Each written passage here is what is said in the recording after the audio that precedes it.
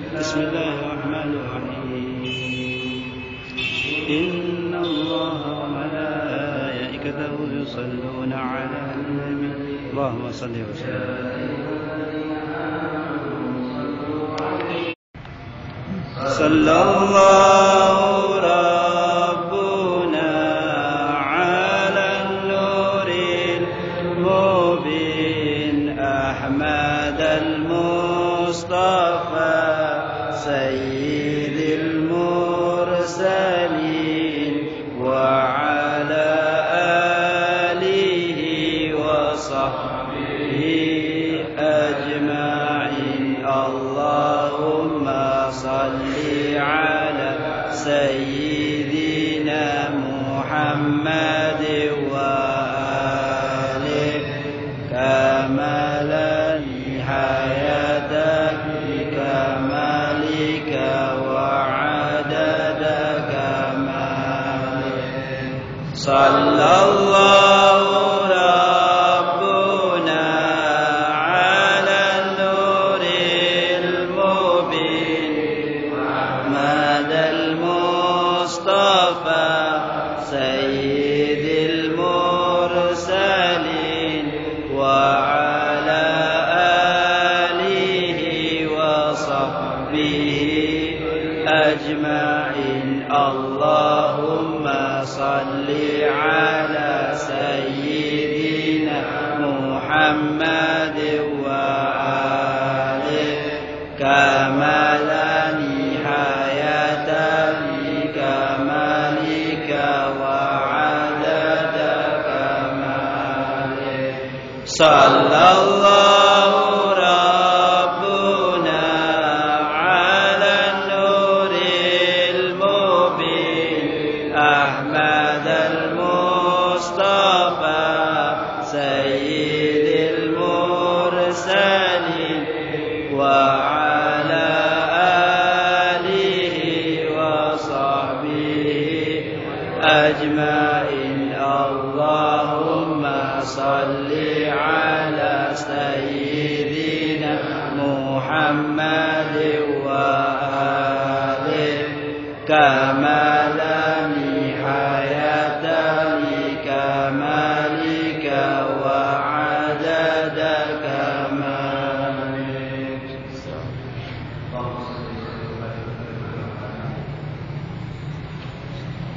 بسم الله الرحمن الرحيم. الحمد لله رب العالمين حمدا يوافي نعمه ويكافئ مزيدا يا ربنا كما ينبغي لجلالك الكريم وعظيم سلطانك. اللهم صل وسلم وبارك على سيدنا محمد وعلى آل سيدنا محمد بالله عدد ما أنفعه الناس صلاة وسلاما دائمين ونور الله آمين. وصحبه ومن أشهد أن لا إله إلا الله وأشهد أن سيدنا ونبينا محمد عبده ورسوله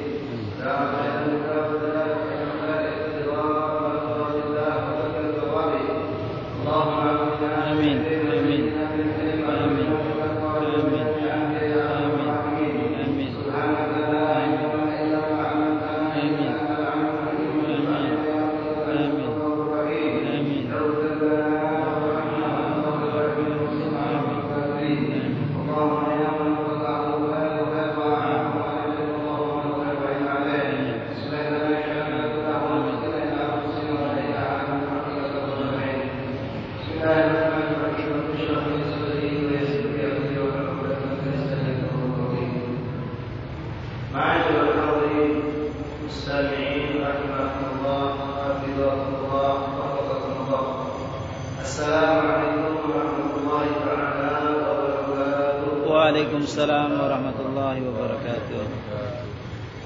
Alhamdulillah, alhamdulillah. Katakan ya Allah, akhirnya bersyukur kita kepada Allah Subhanahu wa taala. Allah yang Maha Latif, Allah yang Maha Rahim, Allah yang Maha Ghafur, yang senantiasa memberikan kepada kita pintu-pintu maafnya, yang senantiasa memberikan kepada kita pintu-pintu pahala, dan Allah senantiasa membukakan kepada kita pintu-pintu urusan yang kita kepadanya.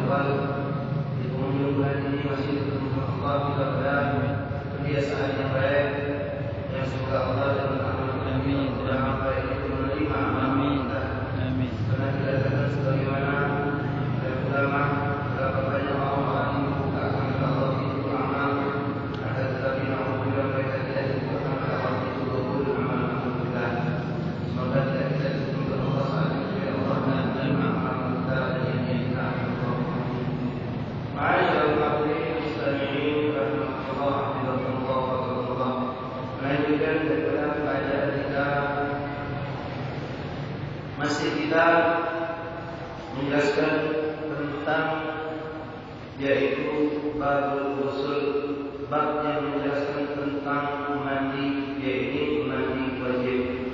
Alhamdulillah pada pertemuan-pertemuan yang lalu kita sebutkan tentang hukum-hukum mandi wajib dan sebab-sebab adanya mandi wajib. Kemudian di situ dibahas luas pembahasan mengenai mandi. Nah, hari ini insyaallah taala akan kita bukakan tentang hukum ghusl, yaitu apa saja yang diwajibkan atau rukun daripada mandi wajib tersebut. Sebelum melanjutkan daripada pada kita, ada satu yang perlu saya ingatkan karena ini sudah ditanyakan oleh salah seorang saudara kita mengenai apa yang dikatakan oleh Muhammad bahwasanya mandi yujibul ghusl wala yaqul wudu wa huwa dhahir. Mandi itu menyebabkan mandi wajib, akan tetapi tidak membatalkan wudu dan dia punya suci. Yang menjadi pertanyaan ini yang dalam ucapan tidak membatalkan wudu. Apakah tidak membatalkan wudu ini bermakna kita boleh Al-Quran, kita boleh baca Quran, kita boleh membawa Al-Quran, atau mungkin dengan dikatakan kita muslim boleh melakukan sholat dan lain-lain dan kita masih punya wudu? Tentu di sini yang mungkin oleh ulama kemarin sempat dijelaskan, mungkin ada penjelasan khusus tentang apa saja yang diharapkan bagi seorang yang dalam keadaan berhadas. Tentu di sini masyarakat berkata seorang yang berhadas besar itu adalah larangannya. Di antaranya untuk orang yang berhadas besar dalam arti junub, yaitu keluar mandi berhadas besar ini dilarang baginya beberapa hal. Di antaranya sholat, tawaf, entah itu sholat wajib ataupun sunnah, tawaf wajib ataupun sunnah, ini diharapkan. Kemudian juga diharapkan membaca Al-Quran, diharapkan membawa Al-Quran dan menyentuh Al-Quran. Nah, beda dengan orang yang tidak punya wudu. Kalau orang tidak punya wudu tapi tidak berhadas besar, dia masih diperbolehkan membaca Al-Quran, tapi menyentuh Al-Quran dan membawa Al-Quran tidak diperkenankan.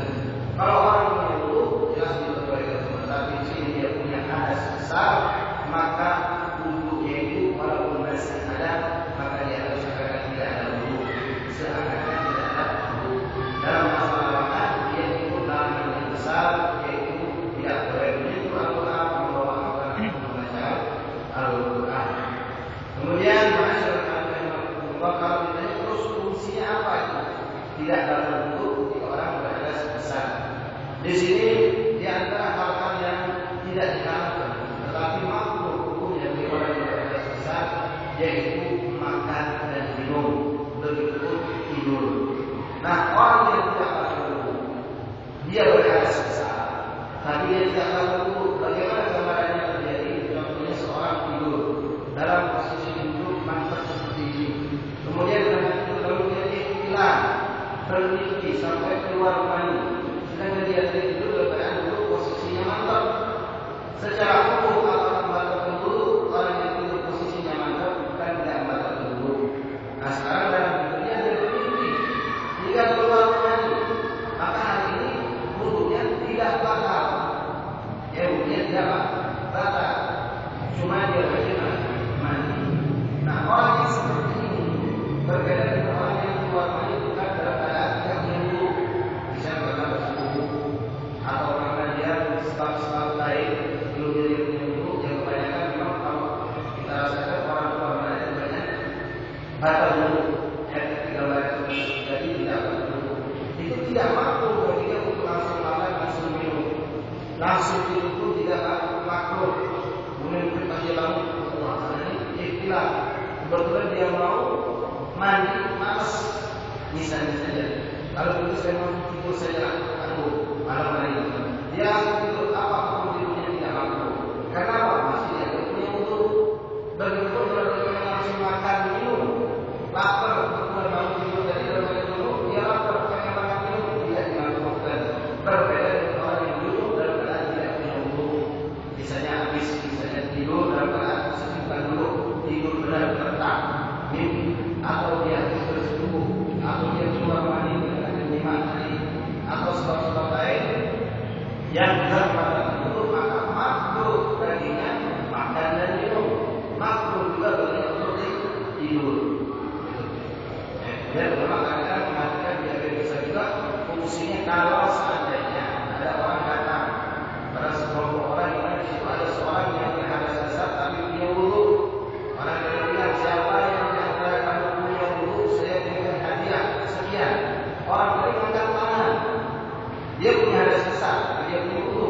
Dia angkat tangan. Karena punya wudu. Lalu diberikan hadiah. Dia bohong, tidak bohong. Memang dia masih punya wudu. Walaupun dia berhadas besar. Jadi aman sedikit berdasar pada teman yang Ma'asyarul hadirin rahimahullah, syurutul usul atau arkanul usul atau wajibatul usul. Bukan wajibatul usul, kalau wajibatul usul yang wajib mandi. Kalau wajibatul usul yang wajib ada di dalam usul dalam mandi. Atau juga disebut arkanul usul atau usul. Furudul usul itu ada cuma dua. Syarat rukun dari pandangan ibadah ini cuma dua. Ada syurutul usul itu sama seperti syurut dulu. Keterangan umum dan dunia ingat, masih ingat sudah kita buka dari sini pun sudah lihat minggu yang lalu. Tidak mungkin kalau kita suatu cerita beriman. Syurutul usul sama. Syarat mandi syaratnya berwudu sama. Di antaranya harus menggunakan air suci dan yang mensucikan. Tidak ada sesuatu yang menghalangi air sampai ke kulit. Tidak ada sesuatu yang merubah air ketika sampai ke kulit. Nah, itu diantaranya. Kemudian lagi diantaranya kalau untuk perempuan itu sudah suci dari air dan lipas. Ini syurutnya. Namun banyak lagi daripada syarat-syarat mandi tersebut. Jadi antara ikhlas, tahur, air yang suci mensucikan. Ada dua rukun. Yang pertama al-awwal niat. Niat mandi wajib. Niat ini semua niat dalam urusan ibadah itu bertahan di hati. Kalau ucapan itu punya sunnah. Kalau kita di tempat kamar mandi yang tercampur dengan baik ditolak tempat buang botol air aja, itu jangan sampai kita lakukan, jangan diucapkan, punya haram. Tapi cukup dalam mandi. Tapi kalau seandainya tempat cuma untuk mandi saja, tanpa adanya botol air aja, sebagai ulama mengatakan boleh terlaku. Tapi untuk ikhtiar tidak usah sama sekali tidak. Karena di situ suci, cuma untuk mandi, bukan untuk botol air aja. Kadang-kadang orang bisa kamar mandi untuk botol air aja. Disunahkan dalam kubur. Kalau niat tidak berarti waktu kapan niat itu dipasang? Kalau untuk niat kapan ketika kita mencuci muka pertama kali dari nyampe langsung tahu untuk niat. Nah kalau mandi pertama kali juga nyampainya air cukup satu kali niat. Bukan berarti harus istiqomah niat dari awal hingga akhir. Tidak harus sampai rata niat terus sampai rasa-rasa berhenti niat. Tidak cukup pertama kali kena air langsung kita niat maka dia bersah mandikan. Disunahkan istiqomahnya hingga akhir. Memang disunahkan kita niat terus panjang mandi dari sampai rata dalamnya badan dengan air dan niat terus sudah yakin rata berhenti niat itu lebih awal. Tapi cukup dengan awal marah pertama kali kena air kita langsung niat itu cukup. Nah sebagaimana orang lama suka mengajarkan kepada kita kalau memang kita punya bak air besar, air yang penuh lebih dari 2 bulan, mereka biasanya mencelupkan tangan dulu. Mencelupkan tangan lalu berniat kalau itu kewajiban dan kalau ada masuk terbar, kalau tidak terbar mereka terus kewajiban, kalau tidak tahu. Ini sudah niat, lalu mereka mulai mandi. Tidak lagi berniat. Jadi pertama bagian tangan kita kena air, kita langsung niat itu cukup. Ini waktu niat. Lihat badan tersebut dan aku wahid. Kenapa kok cukup dengan pas kita nyukur air satu bagian anggota badan saja cukup? Karena di sini dikatakan lihat badan, filsuf badan ini, seluruh badan ini dalam mandi seperti bagian satu bagian saja. Satu bagian berbeda dengan apa? Kalau anggota badan atau pakai seluruh badan ini itu dianggap satu. Jadi apapun yang bersama air atau pasangnya, apapun sudah pasangnya. Nah itu tadi kita lakukan dengan cara menjulurkan tangan ke bakteri. Kalau air itu ya lebih dari 2 bulan. Kalau kurang dari 2 bulan maka menjadi rusak malah air. Jadi kalau lebih dari 2 bulan itu tenang boleh. Atau kita mulai dengan apa? Mencuci bagian tangan kita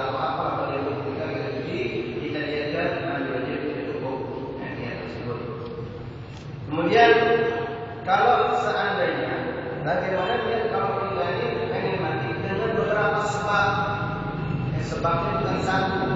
Sebabnya ada beberapa sebab yang menyebabkan mandi wajib. Di sini contohnya kita istama hari uslan wajiban ta'akkad bal jima' wal khulud mani fahal takfi anhuma niyatul wahidah.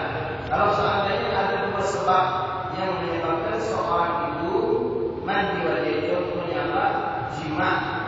Jima' bersetubuh, walaupun tanpa keluar mani wajib mandi. Kedua, dengan jima' tadi Allah dia keluar mani, maka ada dua sebab. Sebab keluar mani, sebab bertemunya dua kemaluan pada jima' tadi. Apakah harus dua niat atau satu niat? Cukup satu niat. Cukup satu niat kalau ada perkara yang wajib. Begitupun di sini dikatakan, nah tapi niat wahidah itu normal mungkin perlu diurus sunnah. Begitupun mandi sunnah sama. Kalau sunnah itu banyak, ada mandi sunnah, ada mandi kita niat, ada mandi sunnah banyak, kita niat mandi sunnah lillahi ta'ala, masuk semua niat apa yang kita inginkan. Wa idza istama musliman sunnah fahatta niat ahadihima la takfi fala budda an yati yahuma. Bagaimana kalau mandi wajib sama mandi sunnah? Kebetulan kita pagi-pagi sebelum Jumat tidur juga mimpi hadas junub. Kebetulan kita lihatnya bahwa itu sudah jam 10 anak ini Jumatan, hari Jumat maka mandi Jumat. Apakah anak harus mandi dua kali, mandi wajib kemudian mandi lagi mandi sunnah untuk mendapatkan keduanya? Apa cukup dengan satu mandi? Tapi ada yang dua. Ulama mengatakan boleh, tapi dengan dua niat, bukan satu niat. Beda dengan wajib satu wajib. Kalau sama-sama wajib, tadi kita diberi nawai untuk satu wajiban yang ada di dalam kita sekarang apabila telah nawai untuk satu wajiban, kalau tidak cukup, cukup. Tapi di sini kalau wajib dan sunnah itu harus dipasang dulu. Nawai untuk satu wajiban yang ada di dalam kita sekarang wasunnah Jumat dilakukan. Dua-duanya harus dipasang. Kalau ada itu yang sunnah tidak cukup kita niatkan kalau berusaha wajib baik niat cuma tidak dimasukkan maka tidak ada problem niat mandi Jumat tidak dijalankan.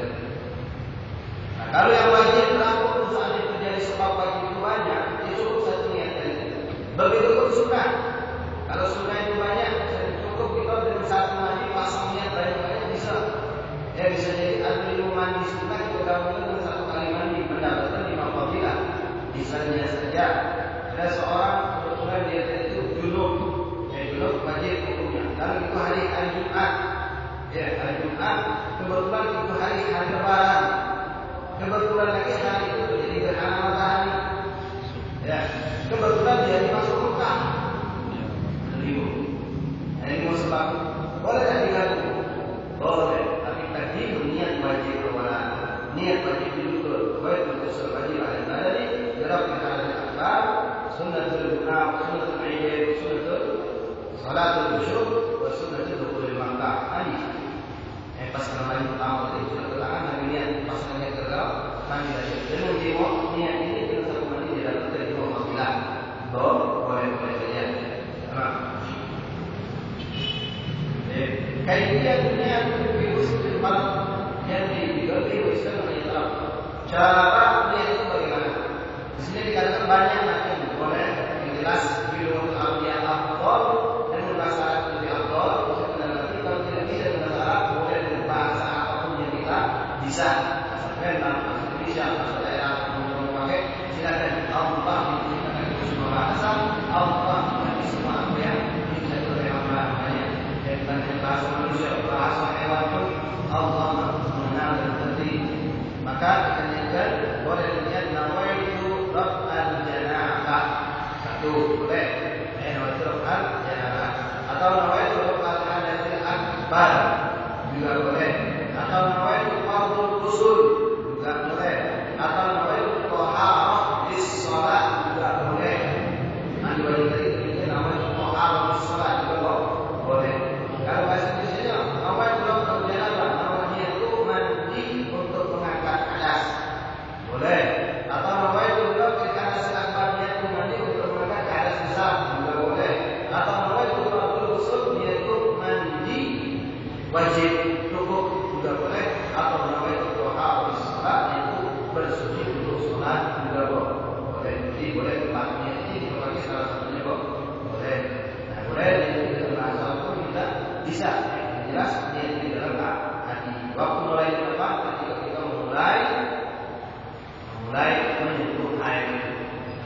Mandi boleh kita jalan yang penting kita yang setuju tubuh kita kena air. Kalau setuju tubuh kita kena air. Jadi apapun yang sekiranya bisa mengalir air sampai ke tubuh kita, ataupun apapun itu yang bisa merubah air sampai ke tubuh kita, itu harus dibersihkan terlebih dahulu sebelum kita mandi. Ya, contohnya ada orang kadang-kadang lupa, tidak ngerti, kebetulan dia mandi misalnya di tempat umum. Ya, dia tahu ini apa? Kalau repot nak bawa sabun, nak bawa sampo, nak bawa macam-macam repot, langsung dia ambil sabun ditaruh ke ujung kepala. Dia datang ke kamar mandi lagi, pakai shower barangkali, atau menunggu dia sedangkan dia niat apa yang maksud? Yang apa? Yang ada bukan air suci dan yang ada air sabun, tidak boleh demikian. Kalau demikian tidak sama. Begitu kalau orang pakai sampo, pakai minyak rambut, minyak rambut adalah lavender ataupun ada besar gitu, rambut benar terbungkus dengan minyak, betul? Kalau kita mungkin pakai sulit rambut itu juga memang yang halus, bisa dapatkan minyak sampai kembali lepas itu tidak sama dengan langsung itu, dibersihkan dulu. Kenapa? Air tidak terus rambut, harus dicuci dulu sebelum dicuci pakai sampo, dibilas sudah bersih, baru kita siram lagi, baru kita mandi wajib. Begitupun perempuan sudah dibuka lembab bulu, yang bersolek, berlingkapnya, bersukan, langsung mandi, tidak kulit air, harus dibersihkan terlebih dahulu. Nah, kemudian bagaimana dengan maaf sebelumnya ini sering dipertanyakan dan kadang-kadang orang salah yang menyikapi hal ini. Bagaimana untuk orang yang bertato, sah tak mandinya? Tato itu kalau sudah dibuat, ulama membedakan ada katakan tato dibuat sebelum balik. Ini bukan hanya bilang jangan sekali pasang tato tidak boleh, haram hukumnya. Manusia kita akan lanjut di udara mengenal agama. Nah, kalau dilakukan tato sebelum dibalik atau ulama itu sah-sah saja, jadi masalah sama sekali. Nah, kalau dilakukan kebanyakan sesudah dewasa, sesudah balik, dia diusahakan dibersihkan. Entah di manapun, kalau di tangan saya tato di punggung, dia untuk urusan dulu tak jadi masalah. Karena bukan dulu. Sekarang urusan mandi. Nah, urusan mandi bagaimana? Tato di manapun bagian tubuh itu selagi bisa dibersihkan, dihilangkan, diusahakan. Tapi sampai batasan mana menghilangkan tersebut? Apakah sampai kalau melukai diri kita, di sayap atau di setrika, maksudnya saja tidak sampai ke situ. Sampai sekali itu sudah secara umum kita sanggup kita lakukan. Tapi kalau sampai umum tak boleh, nilai dia oke yang setrika itu mendolimi diri sendiri dan demikian. Allah sudah memandang seorang ketika taubat di dalam Allah sudah gembira.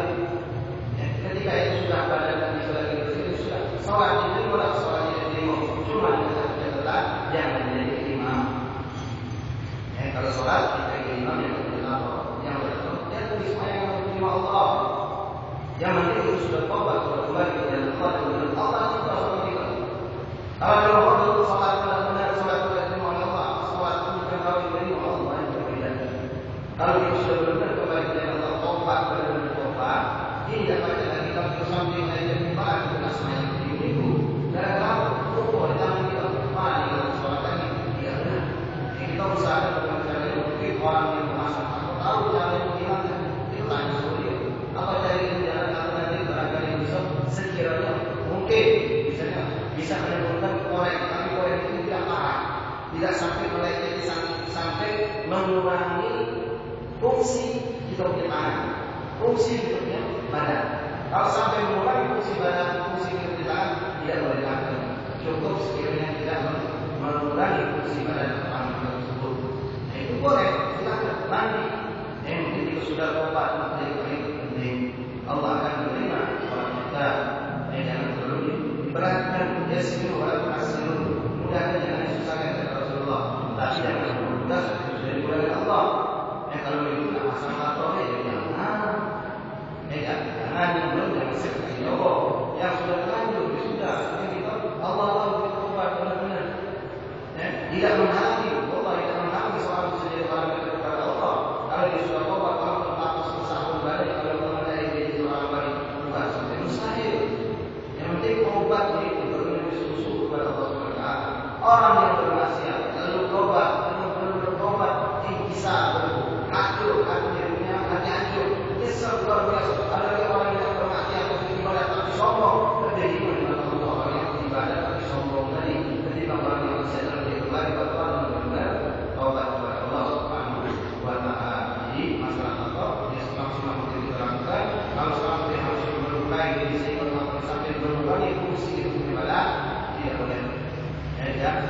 terserah Allah sendiri. Jika kita sudah nyesal dengan kita lakukan yang sudah lewat sendiri, untuk selanjutnya jangan kita ulang lagi. La ilaha illallah Muhammad Rasulullah sallallahu alaihi wasallam. Yang pertama tadinya rukun daripada rukun mandi. Yang kedua takmir pada lima meratakan air ke sekujur tubuh kita.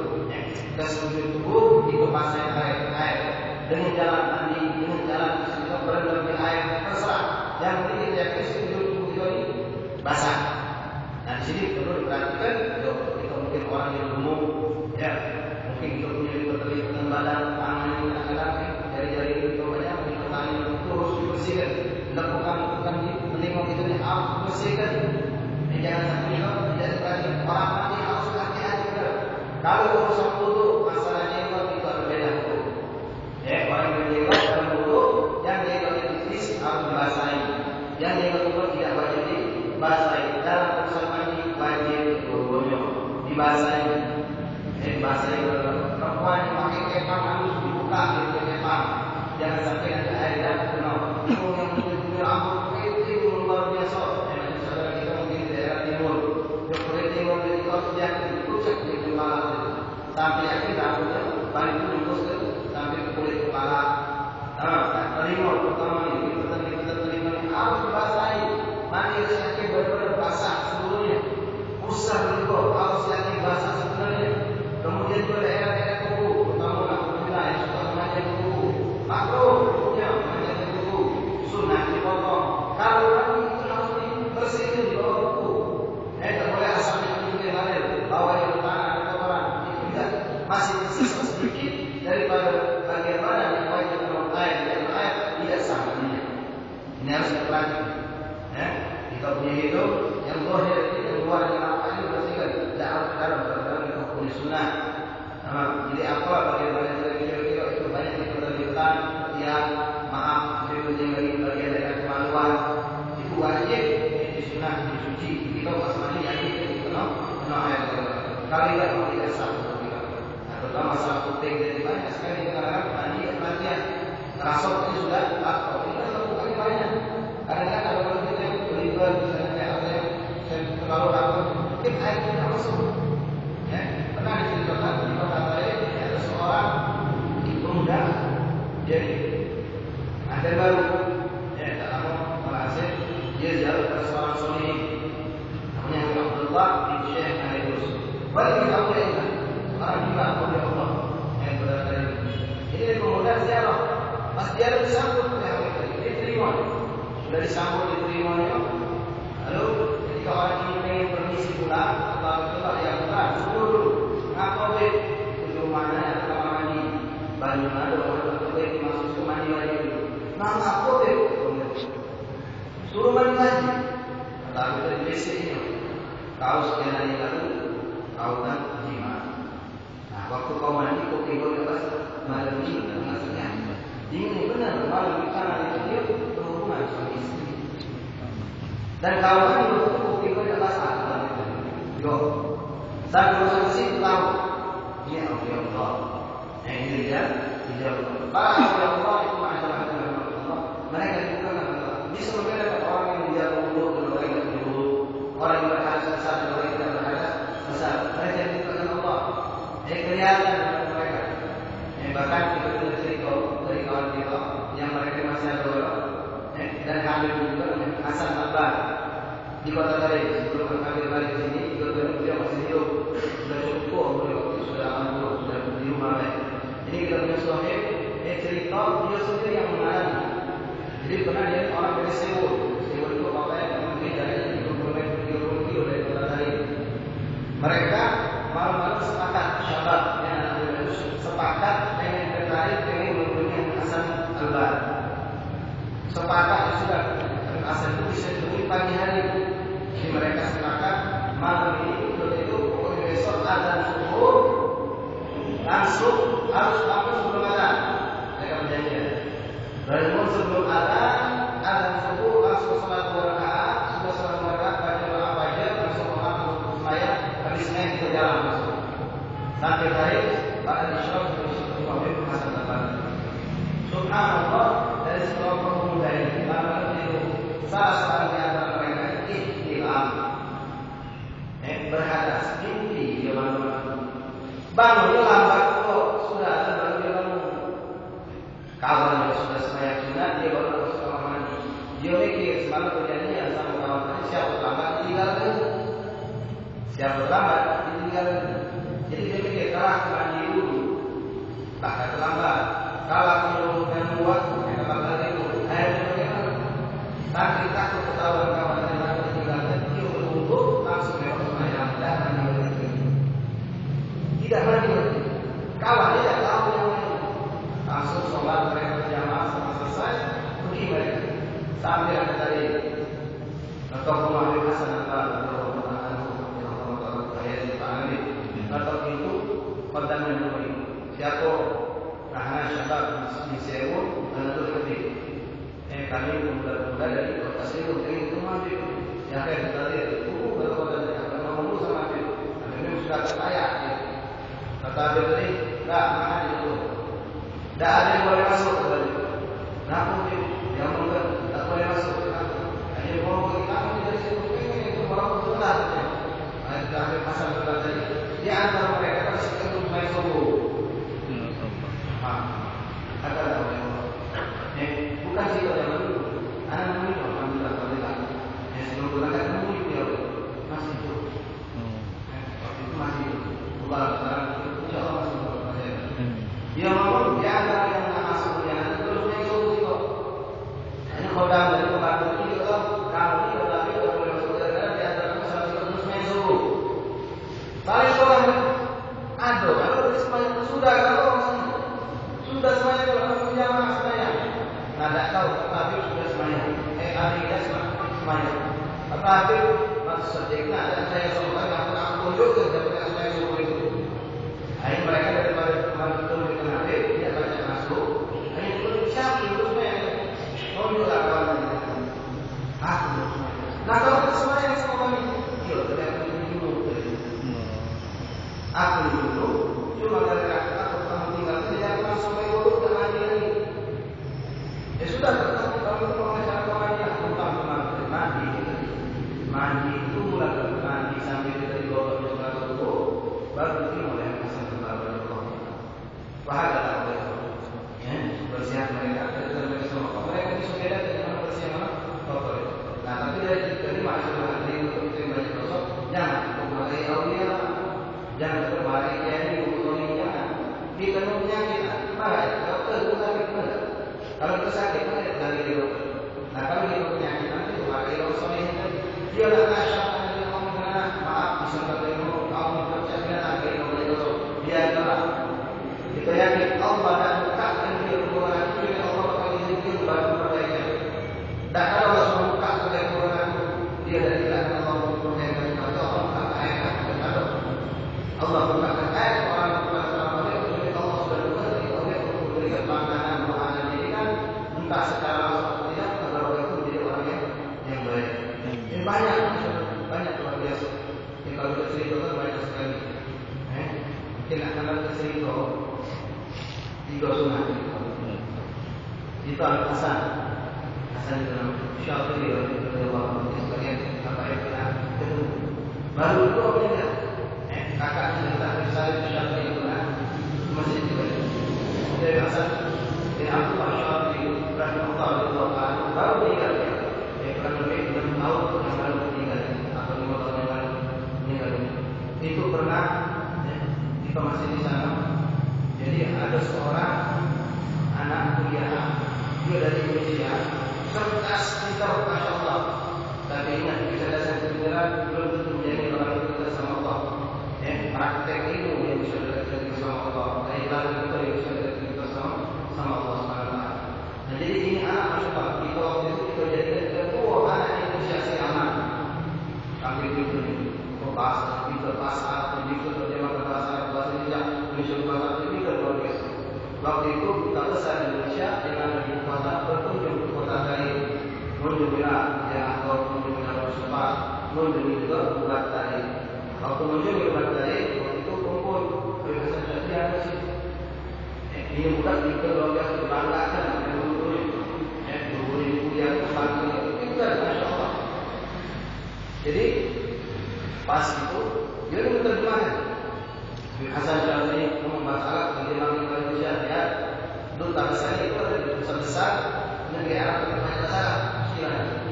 Jadi terjemahkan bahasa Indonesia. Biarkan duta besar ngomong bahasa Indonesia diterjemahkan bahasa Arab. Hebat masya Allah, fasih bahasanya. Nah ini budak sudah berapa kali ditegur, tapi dia tak lulus. Ini cuma bangga dan dia tahu tidak tahu begitu.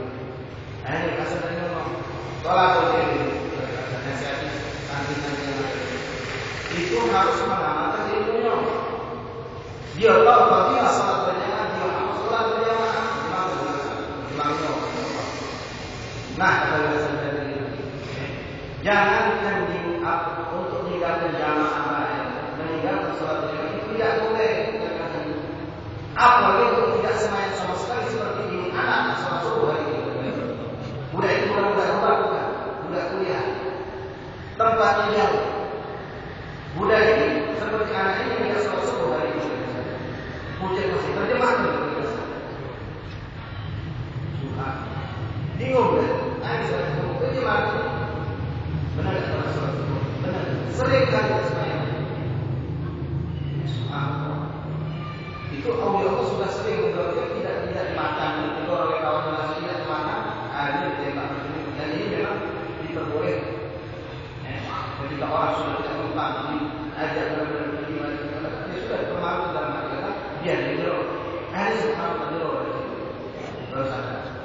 Bahkan kalau masyarakat ada Allah, Allah Allah manusia bukan nabi, sahabat, nabi. Allah bukan sebagaimana sahabat dan Rasulullah.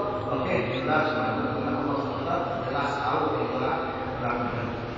Jadi kembali ke masalah mandi jadi terakhir mandi ini benar-benar bagian kelima banyak juga kita dari tengah yang mati cincin lalu sebagai cincin itu seret itu harus wajib digerakkan sampai nanti baju masuk kalau itu tidak gerakkan habis mandi jadi lima kita buka lima jadi tidak masuk sudah sedikit juga kita kata sedikit tidak sama.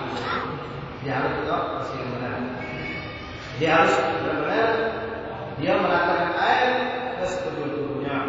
Sebagaimana dikatakan sebab fardu ta'mim al-jism al-dhahra sya'ra mudhran man bihan wa bashara kulit rambut semua yang ada pada kita wajib.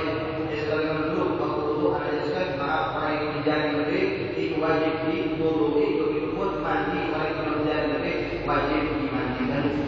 Ya orang yang rambut panjang orang harus dimandikan seperti itu. Baik, ada mawadu yang tunjukkan usul iman ilaiha hal kilotain wa ma'atif al-qadar wa mutunain wa ma'baina al-fa'inain wa ma'baina il-yadain. Kemudian lebih lagi disuruh dia menggosok bagian-bagian yang dikhawatirkan tidak mencapai air tapi sudah disiram air. Daerah pun tadi sudah sampaikan dia usar terima luas dari apa jadi atau jadi kaki kita harus dibersihkan. Bahwa waktu bagian-bagian daerah kemaluan wajib mandikan yakin kalau air besar sampai. Masalah usul adalah masalah menjelaskan tentang bagaimana hukum mandi bagi orang yang belum bersunat. Sunat ini wajib hukumnya. Lanang betina hukumnya wajib. Walaupun ada sebagian ulama mengatakan sunat dari itu sunat, tapi tidak satu pun yang mengatakan berubah apabila ada makruh apabila haram.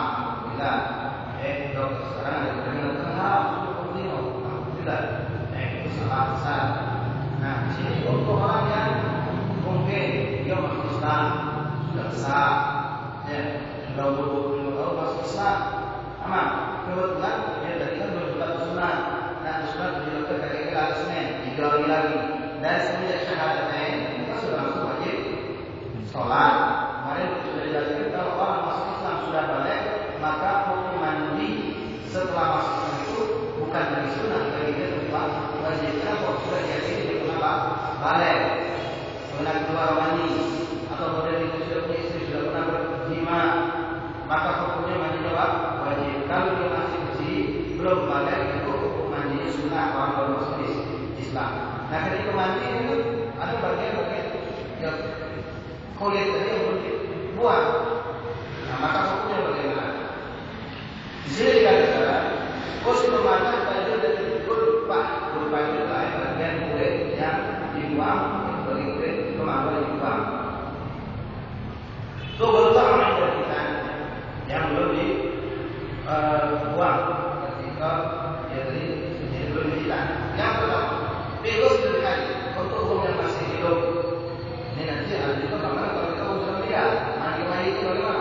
jadi belum sunat. Nah, untuk orang yang sudah pasti itu, jadi misalul bila mata kulbati ada wajib dimasukkan baju ke dalam lubang untuk kulit, dimasukkan dibersihkan wajib. Fa'in ta'adzar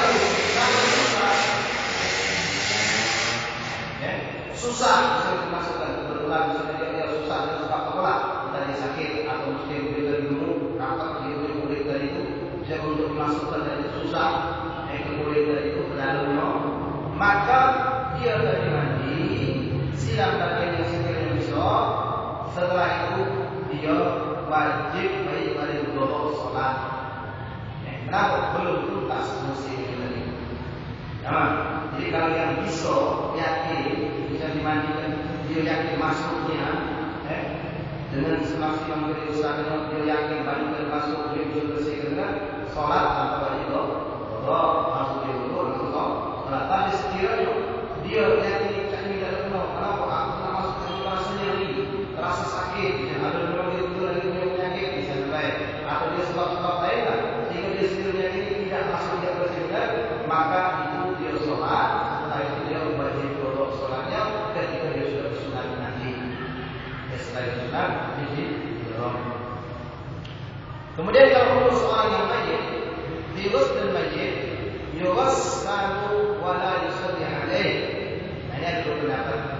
Pendapat seorang ulama yaitu Imam Romli seorang yang hebat luar biasa. Imam Romli Ibn Hajar itu guru jenderal-jenderalnya ulama mazhab Syafi'i yang itu sudah tahun dulu. Pendapat mereka fatwa mereka dipakai di masing-masing tempat di bangku yang bermazhab Syafi'i. Memang sering-sering ada khilaf antara mereka. Ada yang mengatakan boleh, tidak boleh. Jika tidak, boleh. Kadang-kadang boleh, tidak.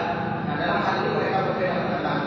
Imam Romli mengatakan dimandikan, tapi karena tadi itu untuk dia tadi itu bersunat, maka luas selalu wala yusalli alaihi, tapi tidak disolatkan. Kenapa dia masih sholat najis? Kemudian kenapa sholat tidak boleh najis? Kalau kita tahu kecuali yang darurat, kalau luka, tinggal dengan luka tidak apa-apa. Walau yang mampu pada waslihi wa yusalli alaihi orang yang seperti tadi, kalau sebenarnya mandinya itu tidak bersih, kalau masuk ke kulit untuk dimasukkan susah. Maaf kalau mandi itu tidak boleh ditinggal kemaluan. Jadi mandi itu tidak boleh terus awalnya. Nah kalau kita maaf kita punya dewek, kita bisa sampai melihat kalau kita orang punya makhluk, kita bisa mandi dewek dengan bersih. Tapi kalau mandi kita kalau kita nak masuk ke mandi itu tidak boleh dikasari, kasihan. Maka jadi bagaimana? Jadi seperti tadi. Menurut Imam Ibnu Hajar, mandilah dan mandikan di tayamumi lalu sholatkan selesai dosa. Kalau ditanya tetap wajib mandi, Allah Allah tidak pendapat mereka. Dari yang satu mengatakan tidak wajib disolatkan, wala disolatkan alaihi tidak mandi. Kalau kita sendiri bertulis benar seperti kita. Itulah dua rukun yang pertamanya yang kedua tak melemah karena terkait kesejahteraan tubuh. Baik, sekarang dijelaskan di sini sunnah mandi. Yang ada usul sunnah, ada mandi sunnah, ada sunnah mandi. Yang disunahkan apa saja? Pertama di sini tasmiyah. Tasmiyah itu membaca bismillah. Jelas kalau dalam kamar mandi kita disunahkan di dalam hati saja. Kalau di luar tempat terbuka, sunni kita mandi atau di tempat yang terbuka, tidak harus di tempat boleh saja. Boleh kita mengucapkan bismillah dan alhamdulillah. Kemudian bersiwak, sunnahnya juga dan bersiwak mungkin maksudnya dalam bentuk boleh pakai gigi. Niatkan awal bersiwak. Kemudian al-qiyam berdiri, sunnahkan mandi itu tidak. Jangan kita contoh aku dulu. Kenapa? Air tidak mengalirkan lagi. Kalau kita berdiri, air akan mengalir. Mulai dari bersalah. Kemudian istiqbal kiblat, sunnah dari menghadap kiblat. Mandi. Sunnah ada di kiblat sama seperti wudu, sunnah ada di kiblat. Lalu waslul kaffain, mulai dari mencuci kedua tangan. Ini belum mandi belum, masih sunnah juga. Belum kita niatkan untuk mandi wajib belum, baru cuci tangan niat sunnah. Kemudian mandi wudhu istinja, Ini bukan wudu. Nanti ada sunnah dari sunnah mandi berwudu. Ini sunnah khusus istinja kalau dari cuci tangan disebabkan kita mandi. Maka wal istinja kemudian ayyakula qabla al-wudu in kana min khurujil mani. Nah disunnahkan kita kalau memang mandi wajib tadi dikarenakan keluar mani maka disunnahkan kencing buang air sebelum kita mandi. Untuk apa? Untuk menghilangkan barangkali ada sesuatu mani yang tertinggal di kemaluan. Kemudian jika terbuka kamu membersihkan kotoran-kotoran di badan kita untuk habis berkubang tangan, habis main cat, atau habis main minyak oli bersihkan itu, bersihkan itu sudah bersihkan baru kita mandi atau tanah kotor dan lain-lain. Lalu wudu kau apa? Lalu berwudu disunahkan kita berwudu sebelum mandi. Masih ada lagi insyaallah kita lanjutkan pada pertemuan tentang sunnah mandi dan bagaimana cara mandi yang paling tepat yang paling baik. Sini disunahkan kita wudu sebelum kita mandi. Nanti mungkin akan ada pertanyaan apakah orang yang sudah mandi tidak perlu wudu lagi? Nanti dia ada mandi selagi mandi tidak menyentuh kemampuan, tidak menyentuh apa yang atau tidak melakukan sesuatu yang membakar wudu, entah buang angin, buang air, atau menyentuh kemampuan, maka walaupun dia tidak berwudu, misalnya sebelum mandi tadi, dia langsung mandi, langsung mandi, dilakukan dalam badannya, tapi dia tidak melakukan sesuatu yang membakar wudu, apa itu yang ada keluar angin atau keluar kotoran, kemudian tidak menyentuh kemampuan. Baca tak mandi sekiranya dia baca karena daerah kemarin itu biasanya harus disentuh. Kalau dari situ mungkin tidak tahu ayat tadi. Nah kalau dia itu mau mandi tadi maka dia wajib berwudu lagi. Tapi seandainya dia yakin misalnya Allah minta maaf seandainya baik dia pakai semprot punya arah kemarin dia sambil duduk dia walaupun yakin sudah masak kalau tanpa menyentuh kemampuan habis mandi langsung sholat yang beri tidak banyak terlihat wudu. Nah insyaallah saya akan lagi pada pertemuan yang datang biidznillah subhanahu wa ta'ala. Ini adalah berarti mungkin sebagian kisah sudah mendapatkan berarti lupa yang mulai ini bagi yang belum silakan member yang sudah dapat dan membutuhkan kisah. Al-Fatihah.